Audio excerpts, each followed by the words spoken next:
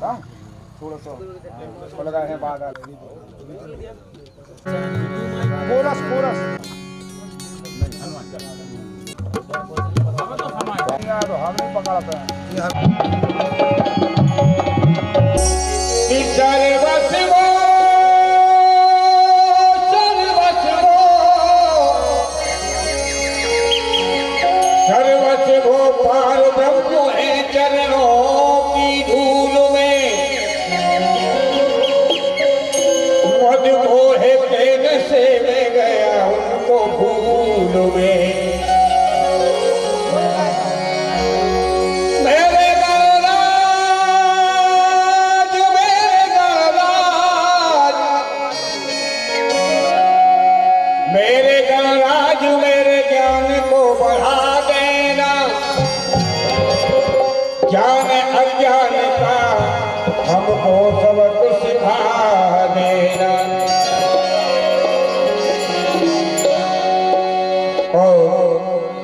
सभी भक्तों से अनुरोध है कि कुछ ही क्षणों में श्री रामचरितमानस श्री राम कथा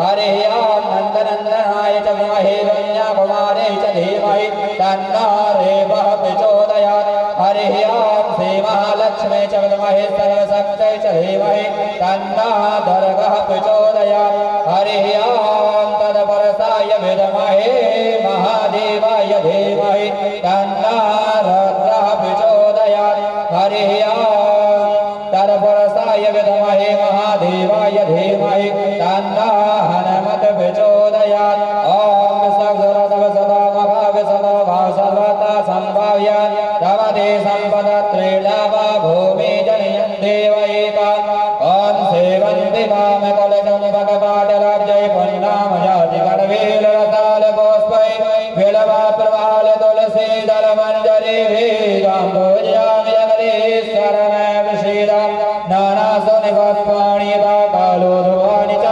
पुष्पाञ्जलया दत्तो गणा परमेश्वर ओम श्रीमद्भागवते महापुराणे दीपाभ्यो नमः मन्दपुष्पाञ्जलिं समर्पयामि बोलो भगवान की जय वेद भगवान की जय राम भगवान की जय हनुमान महाराज की जय गणाघाट सरकार की जय गुरु महाराज की जय पार्वतिया की जय हर हर महादेव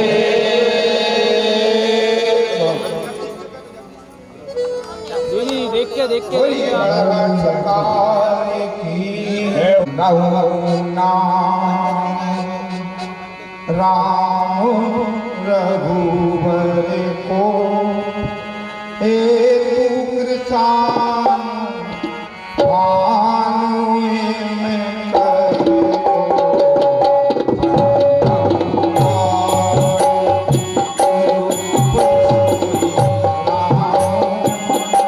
सब सिद्धि सुलभ जपत जी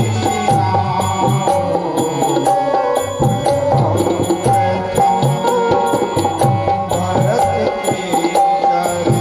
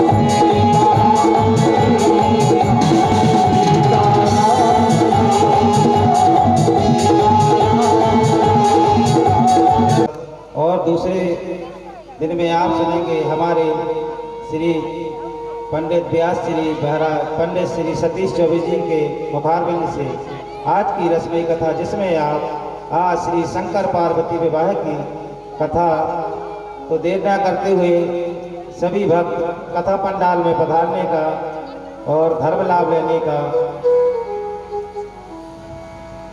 और धर्म लाभ लेवे, ऐसा सभी भक्तगणों से अनुरोध है। सबसे पहले श्री बारदा की जो धरा है उस धरती को दोनों हाथ जोड़कर हम प्रणाम करते हैं, जहाँ श्री रामचरितमानस रूपी अनुष्ठान श्री गुरु महाराज 108 श्री हनुमान दास जी महाराज द्वारा आयोजन किया गया है। और यह हम सबके भाग्य हैं जो गुरु महाराज की कृपा हम पर सदा बरस रही है और ग्रामवासियों के ऊपर सदा ऐसी कृपा लगातार 3 वर्षों से श्री गुरु महाराज हनुमान दास जी बनाए हुए हैं, जो कि अत्यंत ही प्रसन्नता का कारण है। इसलिए दोनों हाथ जोड़कर हम श्री गुरु महाराज की चरण वंदना करते हैं कि वह हमको आशीर्वाद प्रदान करें, जिससे हमारा जो राम कथा है हमारी वह और भी रसमय बन जाए। बोलिए श्री गुरु महाराज की जय। और अब हम जो हमारे यजमान परीक्षित हैं श्री तिवारी जी, माता और पिता समान समझकर दोनों को हम चरण वंदन करते हैं, जिन्होंने श्री रामचरितमानस रूपी अमृत धारा श्री बारदा ग्राम में बहा दी है और जिनके कारण हम सब को धर्म लाभ मिल रहा है। ऐसे यजमान को हम बार बार प्रणाम करते हैं। इसके बाद श्री तुलसीदास जी द्वारा जैसा कि श्री रामचरितमानस में बतलाया गया है, जो श्रोतागण हैं जो कि कथा को श्रवण करने आए हैं, उन माता बहनों को तथा उन भाई बंधुओं को, वृद्ध आदमियों को, हम सभी को हाथ जोड़कर वंदन करते हैं कि वह हमें आशीर्वाद प्रदान करें। फिर हम हमारे सहायक रूपी जो कलाकार आए हुए हैं, श्री संजीव रिछारिया जी, श्री सुदामा पस्तौर जी, श्री वीर सिंह दाऊ जी, श्री शीतल दाऊ जी, महेंद्र दाऊ, श्री यादव जी एवं राजेश जी, अशोक जी और भी मित्र साथीगण, सुशील तिवारी जी, उन सबका हम का धन्यवाद करते हैं जो हमारे सहायक बने। अब पहले सत्र में कल कथा नवदिशीय कथा में जो कल पहले सत्र में श्री राम कथा का महत्व भरद्वाज जी, जो कि जिनका आश्रम श्री प्रयागराज में है और जो कि श्री रामचरणों के अत्यंत ही प्रेमी हैं, वे बड़े ही तपस्वी मुनि, निर्गीच और दया के निधान एवं परमार्थ को जानने वाले हैं। जब माघ महीना में सूर्य माघ माह में सूर्य मकर राशि पर आ जाता है, तब जगत के सारे ऋषि मुनि संत समाज और भी देवी देवता जो कि रूप अनेकों धारण करके और प्रयागराज में सभी त्रिवेणी संगम में स्नान बनाने के लिए जो कि देवी देवता हैं, वह भी मनुष्य का रूप धारण कर त्रिवेणी संगम में स्नान बनाने आते हैं और स्नान बनाकर वट वृक्ष अर्थात जो कल्प वृक्ष है, उस कल्प वृक्ष को स्पर्श करके एवं वेणी माधव के दर्शन कर वह प्रयागराज के जो कि श्री भरद्वाज मुनि का आश्रम है। वहां पर सभी ऋषि मुनि साधु संत समाज मनुष्य नाग किन्नर सभी बसते हैं और पूरे माह जो कि ऋषि मुनि साधु संत समाज रहते हैं वह मुनि भरद्वाज के आश्रम में वेद के तत्वों को जानकर एवं भगवत का ध्यान करते हुए एवं उनकी कथाओं को माह भर कहते एवं सुनते हैं और सभी अंत में जब माह लास्ट का समय आता है तो बेणी माधव को फल अर्पण कर उनके चरणों की पूजा कर वह सभी देवी देवता अपने अपने स्थानों को और जो मनुष्य हैं वह सभी साधु संत समाज अपने अपने स्थानों को वह सभी लौट जाते हैं।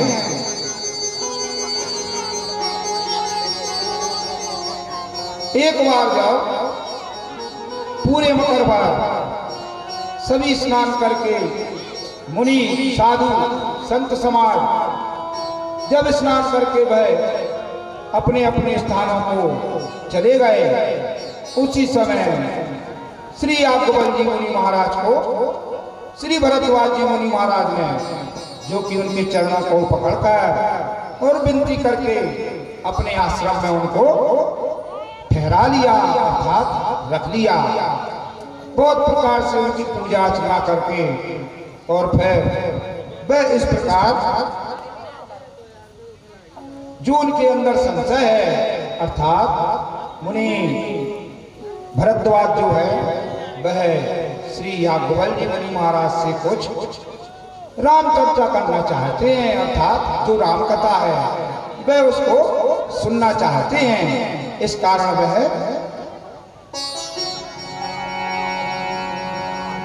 संतति जपत शंभु अविनाशी शिव भगवान ज्ञान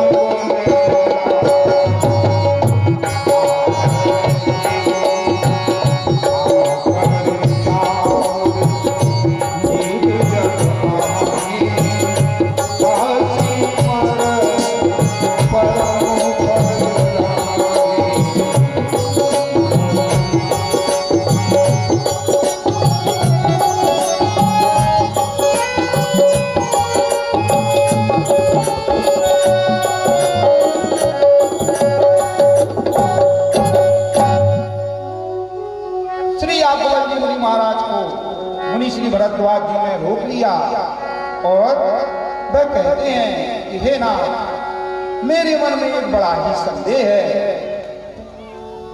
अर्थात आप वेदों के तत्व को जानने वाले हैं और मैं उसको कहता हूं तो भी मुझे संकोच होता है और ना कहता हूं तो गुरु से छिपाव होता है। इसलिए हे गुरु महाराज संत ऐसी नीति कहते हैं, वेद पुराण तथा मुनिजन भी यही बतलाते हैं कि गुरु के साथ छिपाव नहीं करना चाहिए। श्री भरद्वाज जी मुनि से श्री याज्ञवल्क्य मुनि से वह पूछते हैं कि हे कृपा निधान राम कौन है? श्री भरद्वाज मुनि महाराज श्री याज्ञवल्क्य जी से जानना चाहते हैं कि जो सच्चिदानंद भगवान है वह राम है, वह कौन है? कृपया आप मुझको बतलाइए।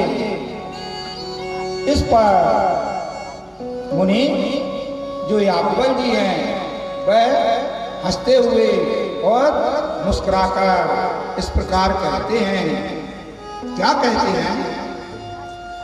और इस प्रकार जब शिव जी कथा को सुन लेते हैं फिर इसके बाद मुनि श्री अगस्त्य जी महाराज वह शिव जी से जो भगवान की प्रेममय और सब सुखों को देने वाली परम स्वतंत्र भक्ति है शिव जी उसका निरूपण करते हैं और वह कथा भक्ति की जो कथा है वह श्री अगस्त्य मुनि को बतलाते हैं। उसका अधिकारी समझकर भगवान के चरणों का प्रेमी और भगवान के चरणों का अधिकारी ऐसा समझकर मुनि को श्री शिव जी जो भक्ति परम स्वतंत्र है उसके भेद भाव और भी जो भक्ति की कथाएं हैं वह शिव जी सुनाते हैं। इस प्रकार जब कहते सुनते हुए कथाओं को भक्ति का निरूपण करते हुए जब कुछ समय अर्थात कुछ दिन जब बीत जाते हैं तो शिव जी मुनि से आज्ञा मांगकर कैलाश धाम को लौटना चाहते हैं, जिनके साथ में माता भवानी हैं। जैसे ही मुनि से वह आज्ञा मांगते हैं तो चरण स्पर्श कर मुनि उनके और उनको बड़े सम्मान के साथ अपने आश्रम के बाहर छोड़कर और वह अपने आश्रम में चले जाते हैं। और जो माता सती हैं और जो शिव जी हैं वह कैलाश धाम के लिए चलने को तैयार हो जाते हैं। अब यह जो शिव जी और सती अब यही धरती लोक पर जहां की श्री रामचंद्र जी ने सच्चिदानंद भगवान ने अवतार लिया हुआ था, अवधपुरी में राजा दशरथ जी कहाँ और जिनकी भार्या को रावण चोरी करके ले गया था, अर्थात वह अपनी पत्नी को ढूंढते हुए दंडक वन में विचर रहे थे। तेहि अवसर भंजन मही भारा हरि रघुवंश दीन अवतारा।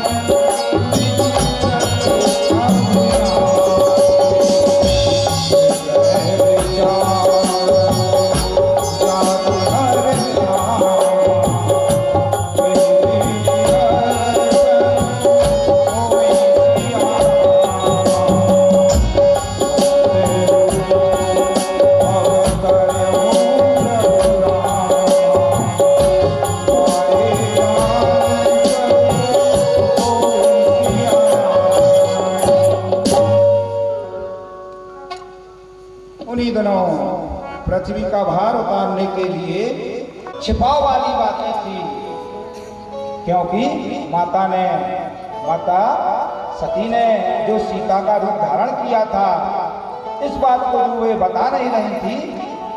जब शिव जी को शंका हुई तो उन्होंने ध्यान लगाकर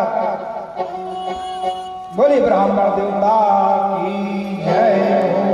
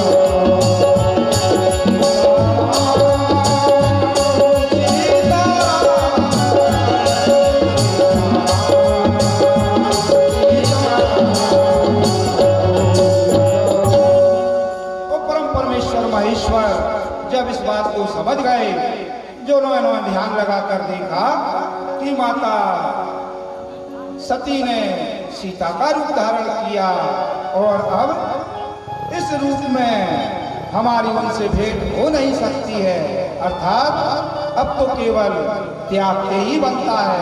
और श्री शिव जी ने माता सती का त्याग कर दिया और परम परमेश्वर महादेव जी 87,000 वर्ष के लिए और आसन लगाकर समाधि में बैठ गए। बोली गौरी शंकर भगवान की जय।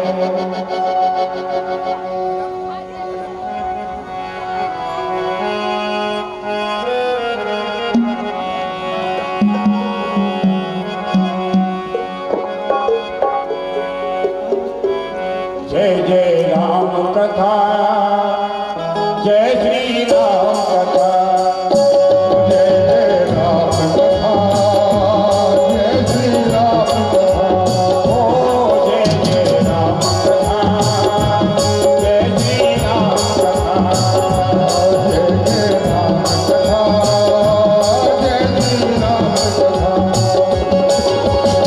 इसे श्रवण कर मिट जाती है, जिसे श्रवण कर मिट जाती है जीवन की हर व्यथा। जय जय राम कथा, जय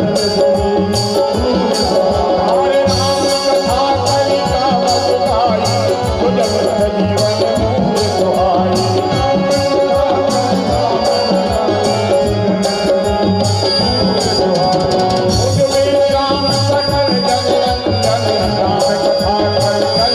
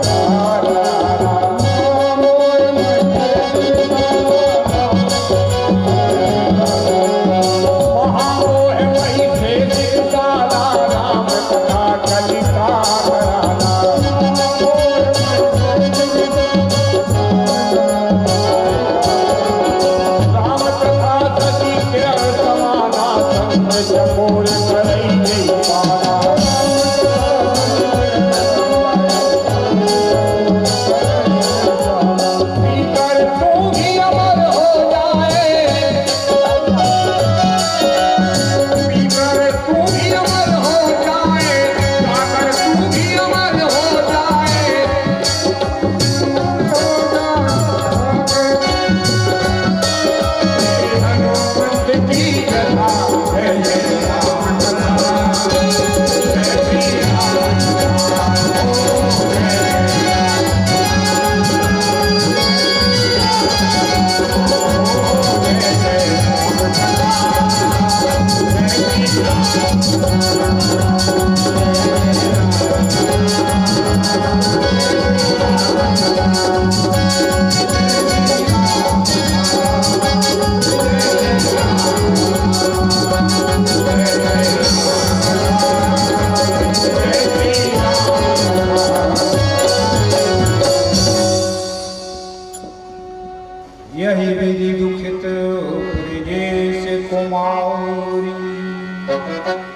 अखतनी दारुण दुख भारी।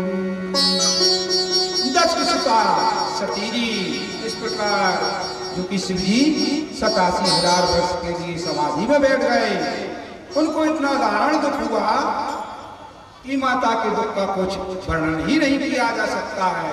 और जब 87,000 वर्ष बीत गए और शिव जी अविनाशी शंभु कैलाशपति कैलाशनाथ जब वह अपनी समाधि से जागे तो उन्होंने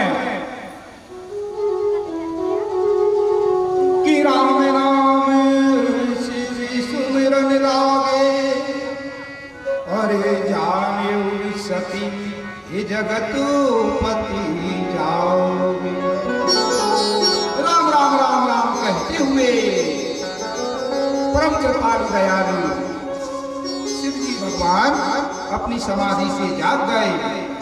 उस जगत के स्वामी श्री शिव जी को जब माता ने समाधि से उठते हुए देखा तो माता ने उनको चरणों में वंदन प्रणाम किया।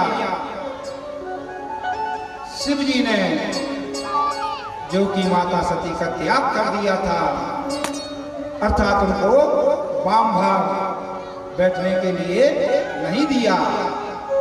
शिव जी ने जो माता थी उनको अपने सामने बैठाया, क्योंकि वह माता सती का त्याग कर चुके थे।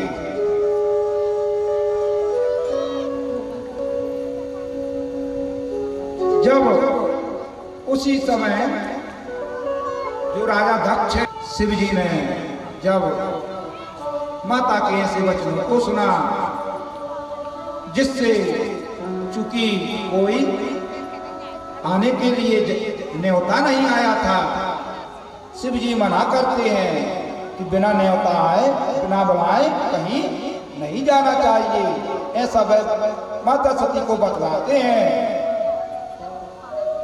और न्योता क्यों नहीं आया, यह वह उसका जो कारण है वह कारण माता सती को शिव जी बतलाते हैं। क्या बतलाते हैं कि ब्रह्म सभा सनिध कुमाना होते ही न अजम करही अपमान।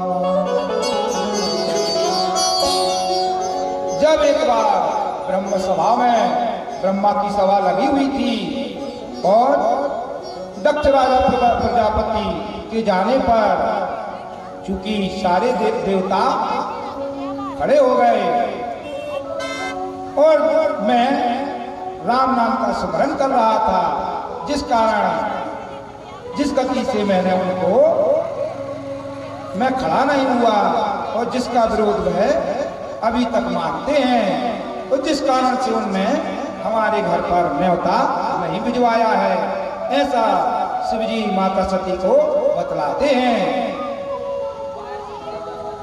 यद्यपि मित्र प्रभु पितु गुरु गेहा हो जाय बिनु बोरेहु ना संदेहा। शिव जी कहते हैं कि इसमें कोई संदेह नहीं है कि मित्र, स्वामी, पिता और गुरु ये चारों ऐसे घर होते हैं कि जो हाँ बिना बुलाए भी जा सकता है, लेकिन अगर कोई विरोध मानता हो तो यहाँ भी नहीं जाना चाहिए, ऐसा शिव जी माता भवानी को समझाने लगते हैं।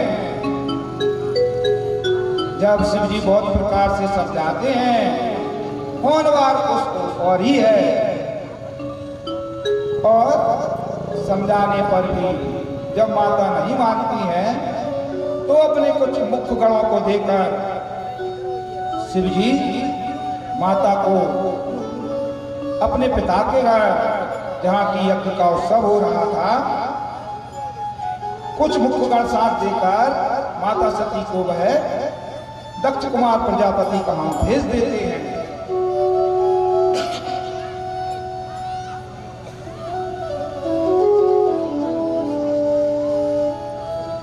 जब माता सती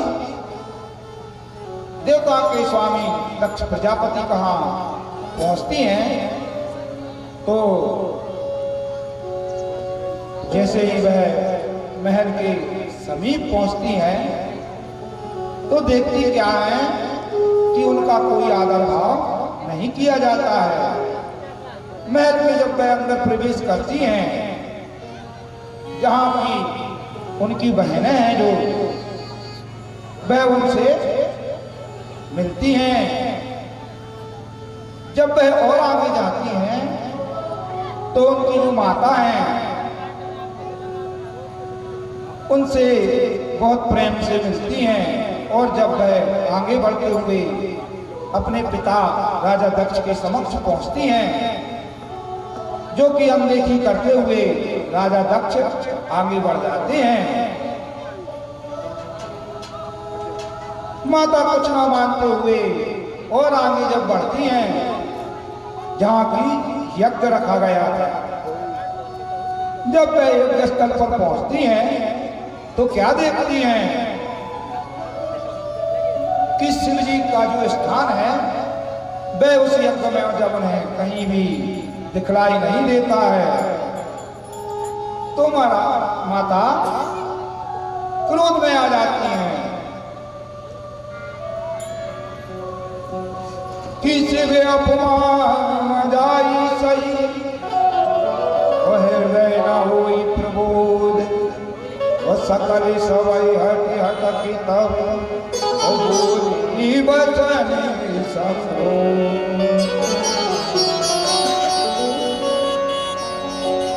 जब शिव जी का भागने कहीं भी दिखलाई नहीं देता है तो माता बहुत ही क्रोध में आ जाती हैं, अर्थात जो उनका पिछला अपमान था उस अपमान को भूलते हुए यहाँ जो कि शिव जी का भाग नहीं दिखाई देता है वह क्रोध भरे ऐसे वचनों को बोलती हैं। क्या कहती हैं माता कि हे सभासदों और हे मुनीश्वरों और जिन जिन लोगों ने यहाँ शिव जी की निंदा की है या उनको स्थान नहीं दिया है वह सब उनको उनकी करनी का उचित फल तुरंत ही मिलेगा। और यह राजा दक्ष भी भली भांति जानते हैं, ऐसा माता सती कहती हैं। माता कहती हैं, क्या कहती हैं माता सती?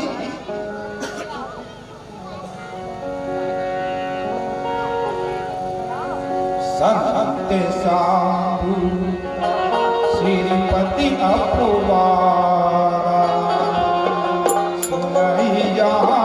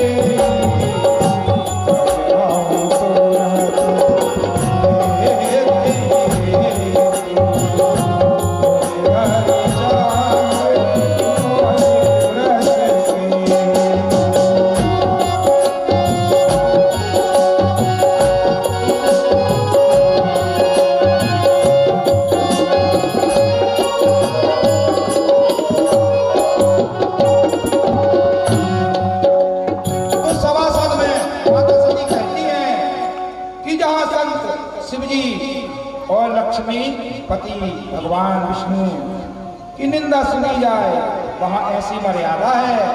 कैसी मर्यादा है?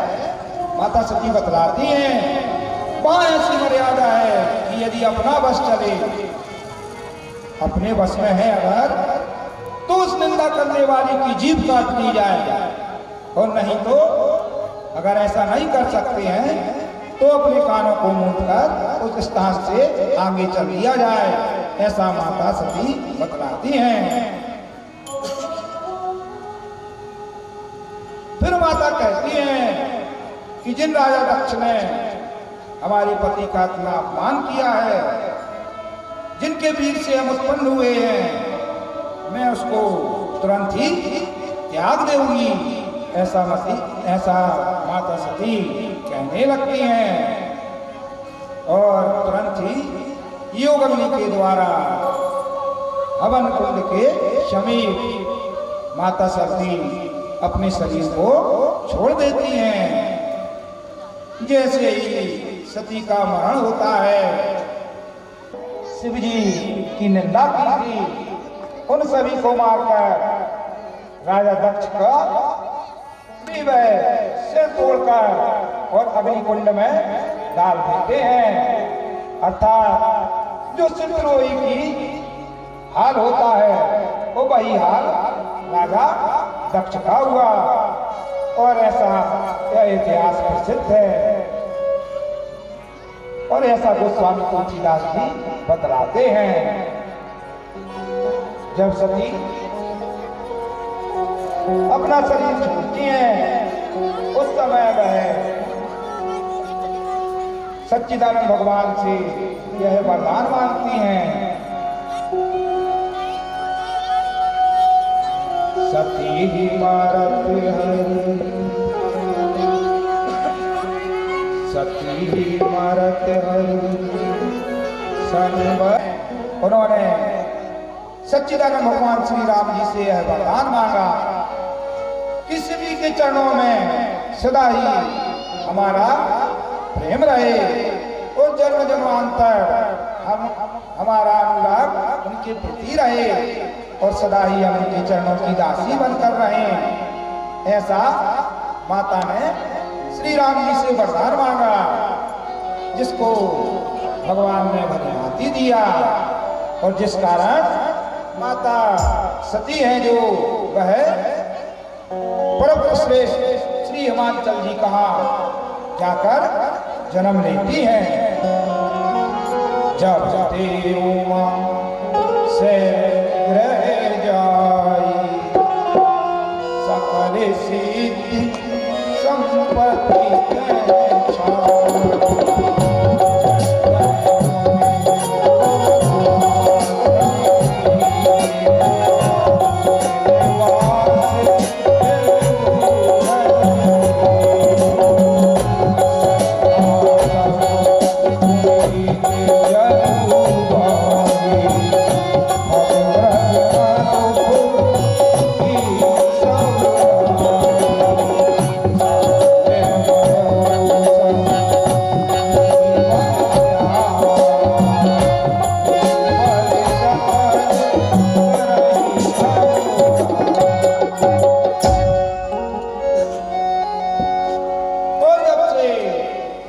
सर्वश्रेष्ठ हिमाचल जी का, जो कि सच्चिदानंद भगवान के वरदान के कारण वही सची माता और राजा हिमाचल जी के यहाँ जन्म लेती हैं।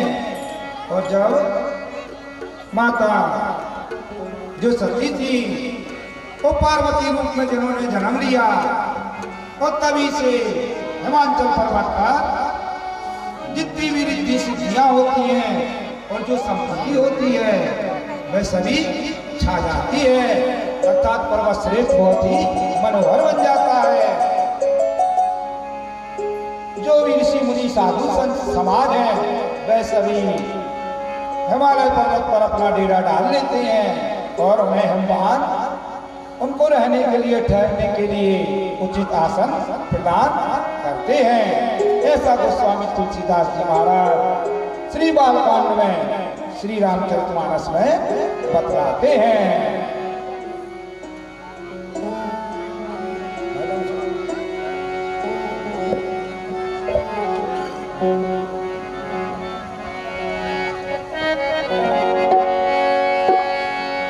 और राम जाने राम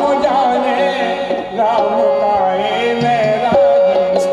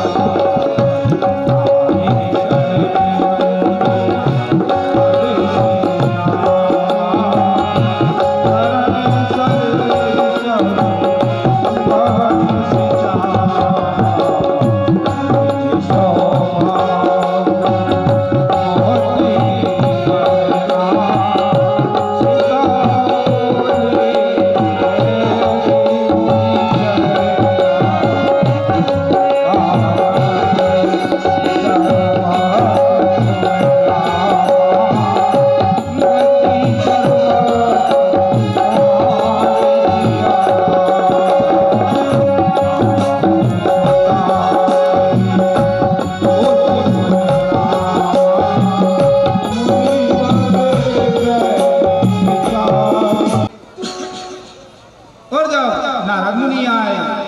जैसे ही पर्वतश्रेष्ठ ने उनको देखा और देखकर उनका बड़ा भावभगत किया, बड़ा ही आदर कर उनके चरणों को धोकर और उनको बैठने के लिए उत्तम आसन दिया।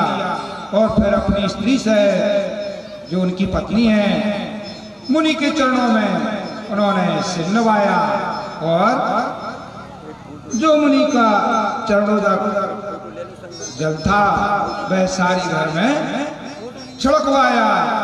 और हिमांचल जी ने बहुत प्रकार से वह अपनी सौभाग्य का बखान करते हुए और जो जगत जननी माता पार्वती थी उनको बुलाकर नारद मुनि के चरणों में डाल दिया।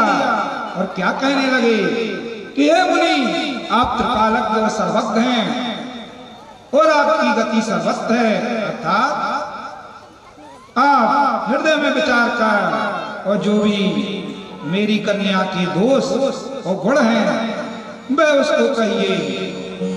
नारद मुनि ने ज्यों ही पर्वतश्रेष्ठ के वचनों को सुना, त्यों ही नारद मुनि हंसकर और जो रहस्य कोमल वाणी से ऐसा कहने लगे। क्या कहते हैं कि हे हिम्मान, तुम्हारी जो कन्या है वह सद्गुणों की खान है। यह स्वभाव से ही सुंदर, सुशील और समझदार है। उमा, अंबिका, भवानी ऐसे इसके नाम होंगे। और यह कन्या सभी सुलक्षणों से संपन्न होगी और यह अपने पति को सदा ही प्यारी होगी। इसका स्वभाव सदा ही अच्छा रहेगा और इसकी माता इसके कारण सदा ही यश को पावेंगे। ऐसा नारद मुनि श्री पर्वतश्रेष्ठ से कहने लगे। जो गुण हैं कन्या के वह नारद मुनि बतलाने लगे। नारद मुनि बतलाते हैं कि ऐसा जगत में पूजनीय होगी और इसकी सेवा करने से जो भी इसकी सेवा करेगा उसको कुछ भी दुर्लभ नहीं होगा। ऐसा नारद मुनि हिम्मान और उनकी पत्नी को बतला रहे हैं। वह कहते हैं संसार में जो भी स्त्रियां हैं और इनका नाम लेकर अथवा इनके नाम का स्मरण करके और पतिव्रत रूपी तलवार की धार पर सदा ही चढ़ जाएंगी। ऐसा नारद मुनि श्री पर्वतश्रेष्ठ को उनकी पुत्री के गुण बखान कर बतला रहे हैं। इसके बाद नारद मुनि क्या कहते हैं? कहते हैं कि हे हिम्मान, जो तुम्हारी पुत्री में जो गुण थे वह तो मैंने तुम्हें बतला दिए। अब जो कुछ अवगुण हैं उनको भी सुन लो, जिसे सुनकर जब ऐसी वाणी कहते हैं कि जो कन्या में अवगुण है, जिसे सुनकर हिम्मान दुखी हो जाते हैं। लेकिन नारद जी जो कन्या में अवगुण है वह क्या है, हिम्मान को श्री नारद मुनि बताने लगते हैं कि अवगुण मातु पितु ही नाम और उदासीन सब संशय छीना। हे पर्वतश्रेष्ठ, तुम्हारी यह जो कन्या है, अब इसमें जो दो चार अवगुण हैं उसको भी सुन लो। जो गुणहीन है, अर्थात जिसमें कुछ गुण ही नहीं है, जो मानहीन है, जो मान का भूखा नहीं, कभी भी वह मान सम्मान नहीं चाहता है, जो माता पिता के बिना रहे, अर्थात जिसके कोई माता पिता ही नहीं है, जो सदा उदासीन है, अर्थात उदासी रहता है, संशय जिसके अंदर सदा ही संशय चलता रहता है, अर्थात लापरवाह है,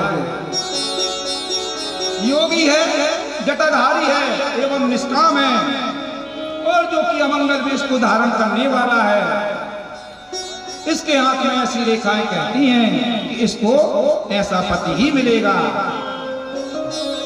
जब नारद मुनि के ऐसे वचनों को सुनकर पर्वतश्रेष्ठ मुनि की वाणी सुनकर और हृदय में सत्य जानकर दोनों को, पति पत्नी दोनों को बहुत ही दुख होता है। और जो वहां सखियां हैं, माता मैना की जो सखियां हैं, वे सभी सारा समाज नारद जी की वाणी को सुनकर दुखी हो जाता है।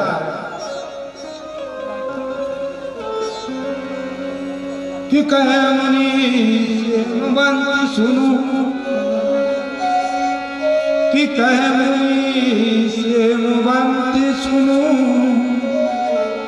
और जो विधि लिखा लिलार, देव धनुज नर नाग मुनि, ओ नाम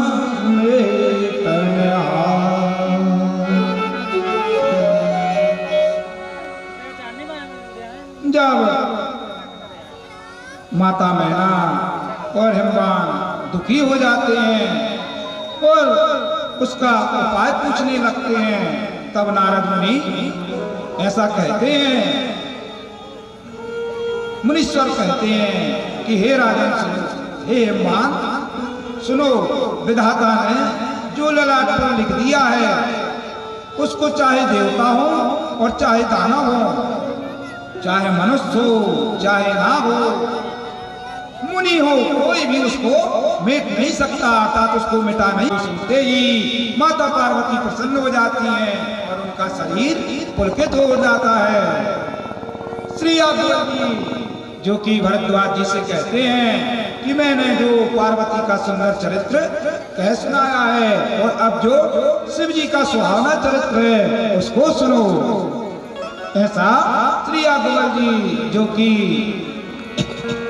प्रयागराज में श्री भरद्वाज मुनि को एक कथा बता रहे हैं, और वह घाट प्रयागराज आश्रम, श्री भरद्वाज आश्रम, और अब है शिव जी का सुंदर चरित्र श्री भरद्वाज जी को सुनाते हैं।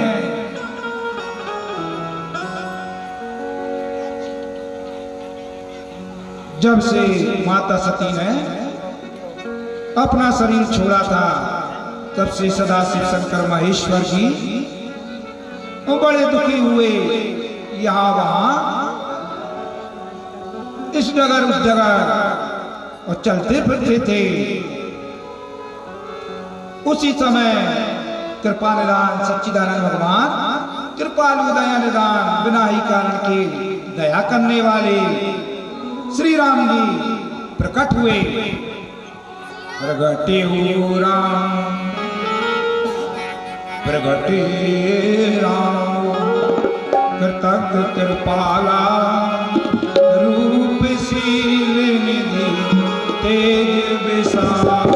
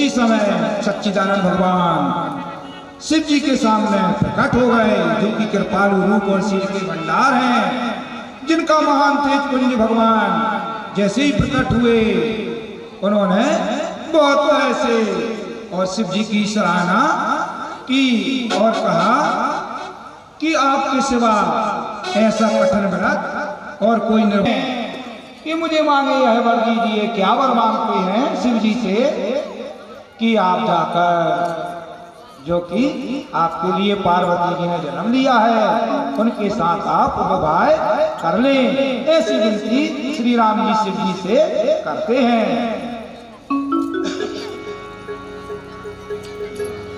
इस पर शिव जी उत्तर देते हैं, क्या कहते हैं परम कृपालु महेश्वर, कहते हैं हे प्रभु यद्यपि ऐसा उचित नहीं है परंतु स्वामी की बात को मिटा भी नहीं जा सकता है। हे नाथ, मेरा यही परम धर्म है कि आपकी जो आज्ञा है उसे मैं सिर पर रखकर और उसका अवश्य पालन करूं, और यही मेरा परम कर्तव्य और परम धर्म है, ऐसा शिव जी राम जी से कहते हैं। माता पिता गुरु और स्वामी को इनकी बात जो भी है, चाहे माता हो और चाहे पिता हो या स्वामी हो, इन तीनों की बात बिना विचार के ही और मान लेनी चाहिए, ऐसा शिव जी कह रहे हैं।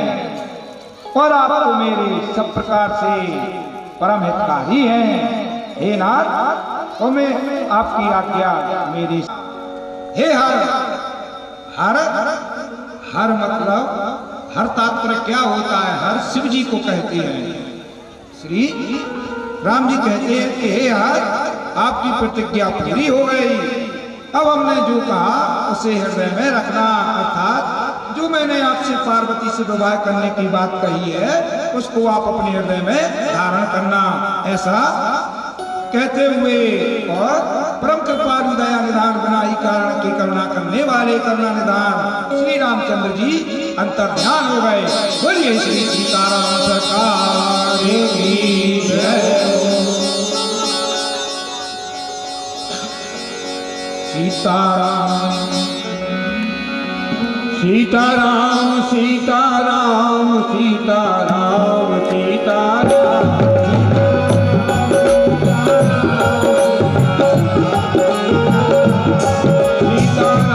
सीताराम सीताराम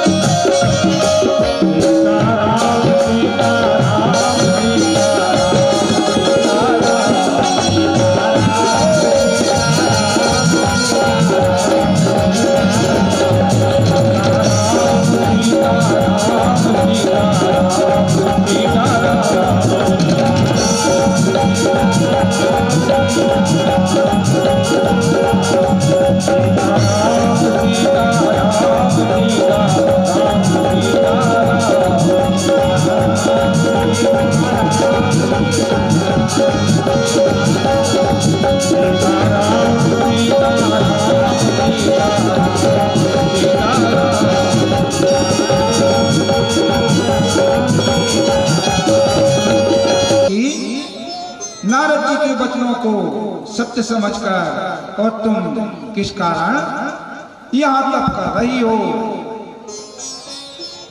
और नारद जी के कहने पर आज तक किसी का भी घर नहीं बसा, और नारद की बातों को भूलकर तप को छोड़ दो।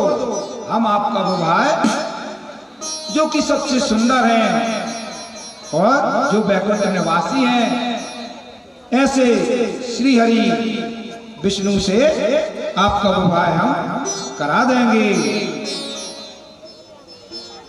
कि नारद वचन नाम परिहरम ओ बसन भवन उजरऊ नहीं डरम। गुरु के वचन प्रतीति न जेहि और सपने सुगम न सुख सिद्धि के। जब सप्तऋषि इस प्रकार के वचन बोलते हैं तब माता कहती हैं कि चाहे कुछ भी हो जाए, मैं नारद जी के वचनों को नहीं छोड़ूंगी, और चाहे घर बसे और चाहे उजड़ जाए। जिसको गुरु के वचनों में विश्वास नहीं होता है, उसको सुख और सिद्धि स्वप्न में भी सुगम नहीं हो सकती। ऐसा माता पार्वती सप्तऋषियों से कहती हैं कि मां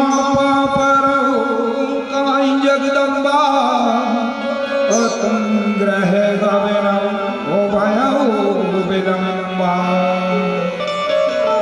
देखी प्रेम बोले मुनि ज्ञानी, जय जय जय जगदम्ब के भवानी। जगत जननी माता पार्वती फिर सप्तऋषियों से कहती है कि हे ऋषि मुनियों, मैं आपके पैरों को पकड़ती हूँ, आप अपने घर को चली जाइए, तो बहुत देर हो गई है।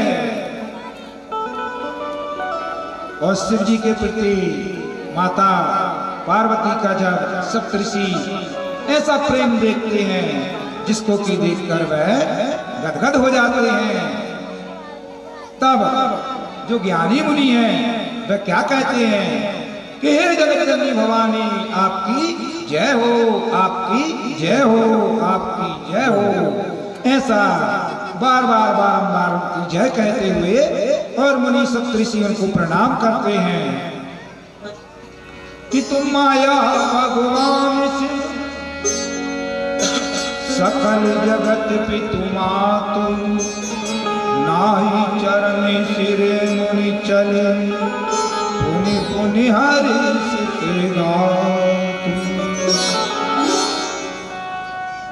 ऋषि मुनि सप्तऋषि कहते हैं कि आप माया हैं और शिव जी भगवान हैं, आप दोनों समस्त जगत के माता पिता हैं। और यह कहकर मुनि पार्वती जी के चरणों में बारंबार सिर नवाते हुए, और जिनके की शरीर बड़े ही पुलकित हैं, और चल देते हैं। मुनियों ने जाकर जब हनुमान जी को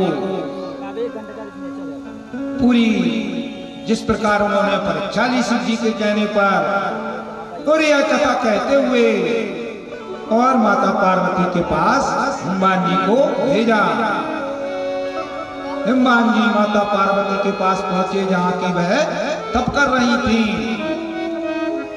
और बड़ी विनती करके हनुमान माता पार्वती को अपने घर ले आए। फिर सप्तऋषियों ने शिव जी के पास जाकर और उनको जो माता पार्वती की जिस प्रकार उन्होंने शिव जी माता पार्वती की जो प्रेम परीक्षा ली थी कि वह शिव जी से कितना प्रेम करती है, इसकी जो परीक्षा ली थी, वह सारी कथा शिव जी को श्री सप्तऋषियों ने सुना दी। जब प्रेम जो पार्वती का प्रेम है, जिसे सुनकर शिव जी बड़े ही आनंद में मगन हो गए और प्रसन्न होकर वह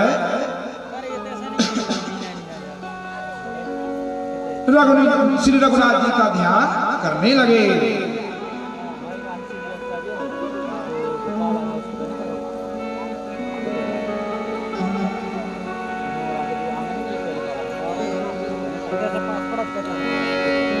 होता है जो शिव जी के पास पहुंचते हैं और उनसे इस प्रकार प्रार्थना करते हैं कि सकल सुरन के हृदय शंकर परम छाऊ और निज नयन देखा चाहे और नाथ तुम्हारो विवाह।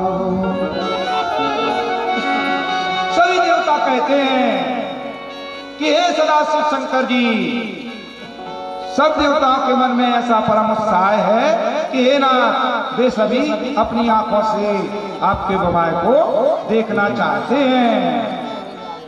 यह उत्सव देखई बरलोचन सोई कछु करम मदन मदमोच। हे कामदेव के मत को चूर करने वाले, और आप ऐसा कुछ कीजिए जिससे और इस विवाह उत्सव को सभी और नेत्र भर कर देख पावे। हे कृपा के सागर, हे कामदेव को भस्म करने वाले, रति को वरदान देने वाले, जो आपने कामदेव को भस्म किया सो बहुत ही अच्छा किया, और जो रति को वरदान दिया सो बहुत ही वह भी बहुत अच्छा किया। लेकिन हे ना, जिस तरह आपका विवाह उत्सव देखें पर ऐसी कृपा कीजिए। सभी देवी देवता इस प्रकार शिव जी से विनती करने लगते हैं।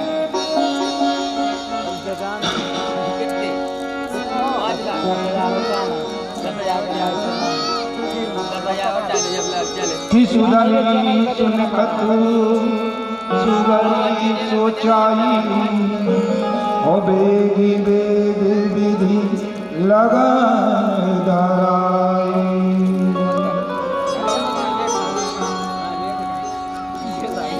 और शिव जी के प्रभाव को जानकर एवं श्री हरि की कृपा से, उनकी प्रेरणा से और श्री हनुमान जी के मन श्रेष्ठ मुनियों को बुला लिया और आदर पूर्वक बुलाकर वह शुभ दिन, शुभ नक्षत्र, शुभ घड़ी सुधवाकर, जैसा कि वेदों की विधि के अनुसार श्री की सुधनी सुनकति सुगरी सोचाई और वेदी वेद विधि लगन धराई। सुगड़ी को सुधवाकर वेद की विधि के अनुसार शीघ्र ही और लगन, जो लगन होता है उसे निश्चय करवाकर अर्थात लगन पत्रिका लिखवा दी गई। पत्री सप्तऋषि सोई दीनी हो गई पद विनय माचल की जाई विधि तिन।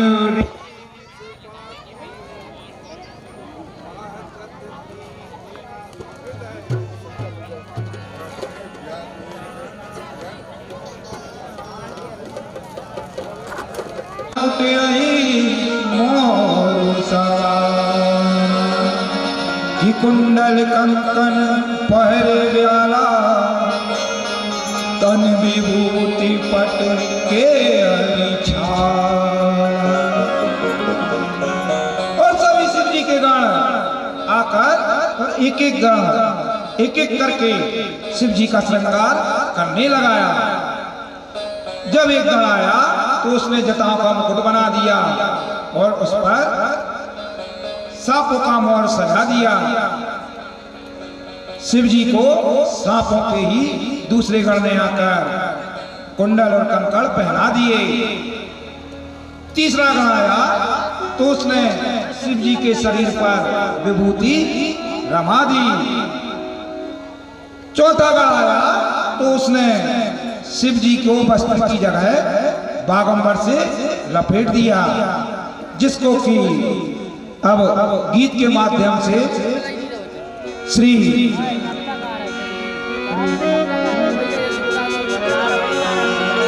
सज रहे भोले बाबा निराले दूल्हे, सज रहे भोले बाबा, सज रहे भोले बाबा निराले दूल्हे।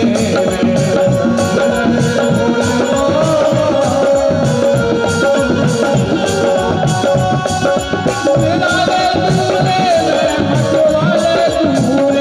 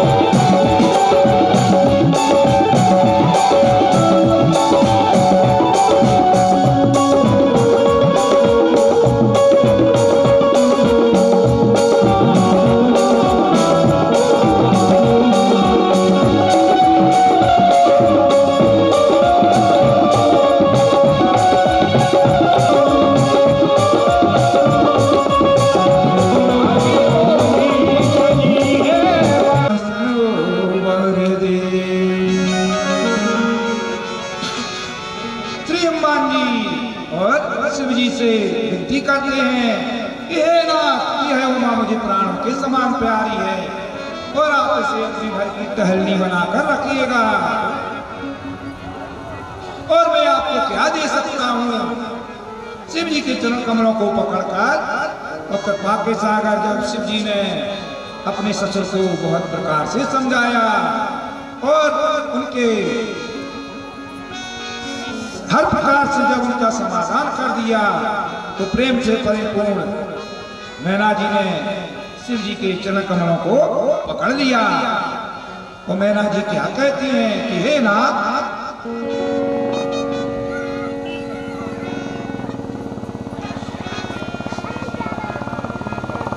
मैना जी कहती हैं कि हे नाथ, इसको अपनी दासी बनाकर रखिएगा और जो भी भूल चूक गलतियां हों उसे सदा ही आप माफ करती रहिएगा।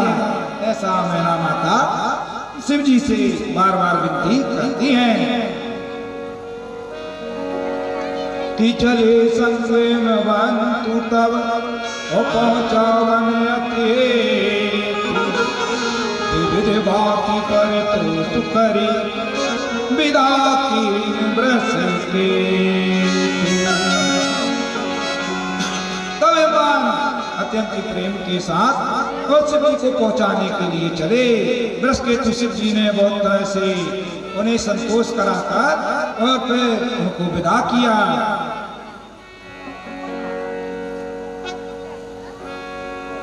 परम हिमाचल जी तुरंत ही घर को आए और उन्होंने सब पर्वतों और सरोवरों को बुलाया। हिमवान जी ने आदर दान विनय और बहुत सम्मान पूर्वक सबकी विदाई की और फिर कैलाशनाथ जो कि माता भवानी को साथ लेकर कैलाश धाम की ओर चल दिए।